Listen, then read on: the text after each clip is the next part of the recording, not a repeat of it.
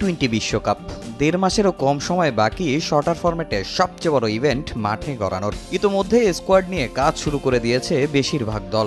যেসব দেশের ক্রিকেটাররা আইপিএল খেলছেন, নির্বাচকরা দৃষ্টি রাখছেন তাদের পারফরমেন্সে। তবে যাদের দেশে আইপিএল তারা কি ভাবছেন? বেশ কয়েকদিন ধরেই ভারতীয় গণমাধ্যমে গুঞ্জন টি-20 বিশ্বকাপে সুযোগ হচ্ছে না বিরাট কোহলির। আইপিএলে তার দল রয়্যাল চ্যালেঞ্জার্স বেঙ্গালুরু হারের বৃত্ত থেকে বের হতে না পারলেও দারুণ ছন্দে বিরাট। ওপেনিংয়ে নেমে এখন পর্যন্ত 7 ইনিংসে 1 সেঞ্চুরি ও 2 ফিফটিতে তার ব্যাট থেকে এসেছে মোট 361 রান। আসলে অরেঞ্জ ক্যাপও আছে তার দখলে। এমন পারফরমেন্সের পর বিরাটকে নিয়ে কেটে গেছে সব শঙ্কা। এমনকি বিশ্বকাপে রোহিতের সঙ্গী হিসেবে ওপেনিংয়ে দেখা যেতে পারে তাকে।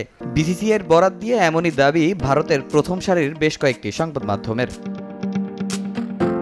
ভারতীয় দলে ওপেনিংয়ে রোহিতের সঙ্গে প্রথমে বিবেচনায় ছিলেন যশস্বী জয়সওয়াল ও শুভমান গিল। তবে গিল ছন্দে থাকলো একেবারে অফ ফর্মে জয়সওয়াল। 7 ইনিংসে তার উইলো থেকে এসেছে মাত্র 121 রান, নেই কোনো 50, তাই তাকে না রাখার সিদ্ধান্ত নিয়েছেন নির্বাচকরা। আর ব্যাকআপ ওপেনার হিসেবে জায়গা পেতে পারেন শুভমান গিল। এখন পর্যন্ত 7 ইনিংসে 2 ফিফটিতে গিল করেছেন 263 রান। সংবাদ মাধ্যমের খবর অনুযায়ী বিশ্বকাপ স্কোয়াড নিয়ে মিটিংয়ে বসেছিলেন কোচ, অধিনায়ক ও নির্বাচকরা। ইতোমধ্যে চূড়ান্ত হয়েছে 10 জন। রোহিত, বিরাটরা ছাড়া যে স্কোয়াডে থাকছেন সূর্যকুমার যাদব, ঋষভ পন্থ, রবীন্দ্র জাদেজা, জসপ্রীত বুমরাহ, কুলদীপ, হার্ষিং, মোহাম্মদ সিরাজ।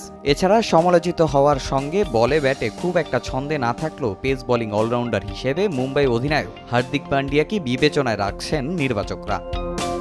তামিম হোসেন, সময় সংবাদ।